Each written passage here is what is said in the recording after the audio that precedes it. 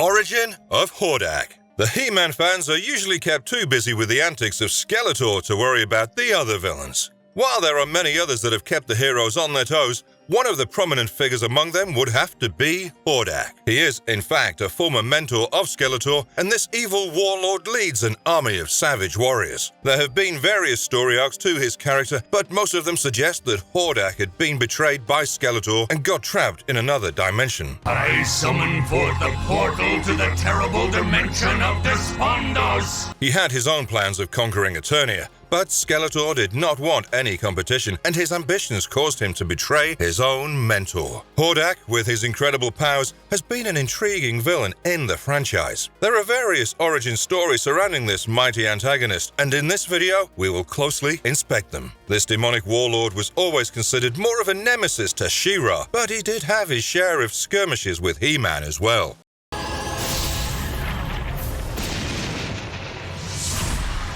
Before we go into our explanation, we have a very small request. If you like our content, please support us by subscribing to our channel. This is a small click for you, but for us, it means a lot. Thank you. Let's begin. Masters of the Universe, Origin of Hordak. One of his best origin stories has been captured in the comic strip titled Origin of Hordak. First things first, it's clear from the comics that Hordak is an ancient entity. He prevailed 1,000 years before Prince Adam and was a noted sorcerer. In many ways, he has shaped Eternia's past. He created the central tower of the three towers of Eternia. In the comics, he is shown to have returned after being betrayed by Skeletor. He is fiercely vengeful and managed to break free from the dimension that held him prisoner for such a long time. She-Ra, Princess of Power. Most fans of the franchise have known Hordak as the primary villain as She-Ra, Princess of Power. He is shown as the ruler of a horde of warriors and resided in the Fright Zone. From there, he had control over Eternia. One of the special qualities about Hordak was that he fashioned a nice balance between magic and technology. In fact, there were times when he used technology more, which helped him in combat situations. He could transform his body into various weapons, and his tyrannical rule was the law of the land. The only one he was answerable to was his own brother, Horde Prime. The Great Rebellion opposed his unquestionable rule over Eternia. Skeletor, his trusted accomplice, deceived him and ruined his ambitions. Hordak had teamed up with his favorite student to kidnap baby Adora. However, Skeletor was captured and he turned against Hordak for personal gains. He revealed Hordak's location to Man-at-Arms, and Hordak somehow managed to flee to Eternia with Adora. She grew up to be a capable Force captain in the Horde. Long ago, the Triad was created by evil sorcerers at the command of the Dark Warlord, Hordak. He-Man and the Masters of the Universe, 2002. According to this version, Hordak was an evil warlord from ancient Eternia. He opposed the ruler of Castle Grayskull, King Grayskull, and challenged him with a massive army. Hordak also had some sorcerers who followed his command and wanted to use their spells to draw Castle Grayskull into the dimension of Despondos. King Grayskull intervened, and his might ensured that Hordak and his evil army were banished into the Dark Dimension. While he was trapped in Despondos, the Dark Dimension, he saved Keldor's life. Keldor had tried to take the lives of the Eternian elders, and Captain Randor fought him bravely. In this duel, some acid was accidentally splashed onto Keldor's face, which severely damaged his skin. There is only Skeletor. Hordak used his magic to remove the damaged skin and flesh, and only a skull remained. However, saving Keldor's life was conditional. Sometime later, he would have to repay the favor. Keldor was now renamed as Skeletor, and soon enough, Hordak called upon him to free him from this dimension. Initially, he seemed powerless to refute the orders of Hordak, but soon he destroyed Hordak's sanctuary, much to the shock of Evil Lyn and He-Man. He hoped that his efforts would be able to seal his former master away for good.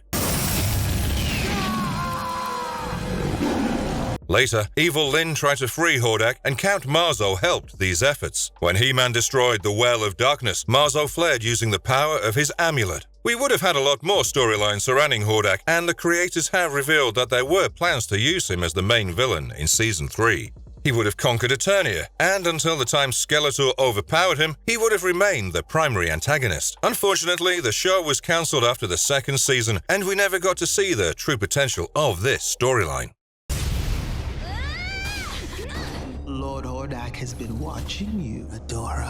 She-Ra and the Princess of Power, 2018. Hordak is portrayed as one of the main villains in this series, but his appearances are limited in the first season. In Season 2, he's shown to be a ruthless leader who punishes his minions when they fail him. Season 3 reveals much of his true origin, and we get to know that he is a clone of the Horde Prime.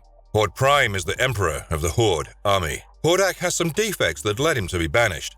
He constantly attempts to conquer Eternia with the Horde army at his command and wishes to earn back his place in the galactic Horde army. He comes across as a heartless leader who wasn't bothered in the slightest when Adora defected. He replaced her with Catra as the Force commander without any emotions. He comes down strongly against any form of insubordination. Hordak was sent on a suicide mission and somehow fell through a portal to end up in Etheria. He tried to create his own empire to impress the Horde Prime, but Etheria was cut off from the rest of the universe. Slowly, his followers increased, and he tried to make his success stand out for the Horde Prime to accept him back into the fold.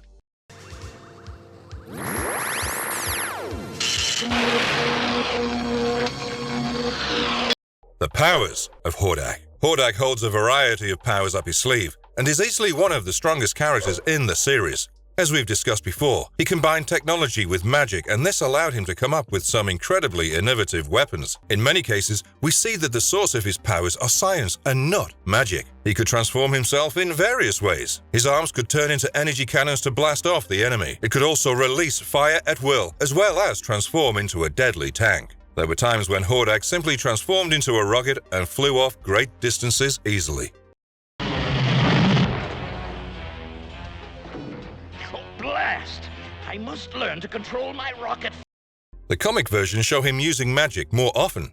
There, we witness his powerful dark magic. It is equal or even greater than that of Skeletor, and he wielded a strong command over his forces. Hordak had a rather intimidating presence and was designed to look like a bat or a vampire. He had fangs, a bat-like nose, and even bat-like ears. His black uniform had a red Horde symbol, and most of his skin was of a strange blue-gray color. He might have been banished by the Horde Prime, but his loyalty was clear from his actions. Even after being sent on a suicide mission, he constantly tried to conquer Eternia to prove his worth to Horde Prime. Despite having his memories wiped out, we saw him staying true to his loyalties. Overall, Hordak has been quite an interesting character, and it would have been great to have more of his evil demeanor. His presence in a proper He-Man story arc has the potential to be a hit amongst the fans and would certainly be a fitting contest. And if you liked our content, don't forget to leave a like and subscribe to us if you haven't already. Have a good one and be safe. Thanks everyone. Long ago, the Triad was created by evil sorcerers at the command of the Dark Warlord, Hordak.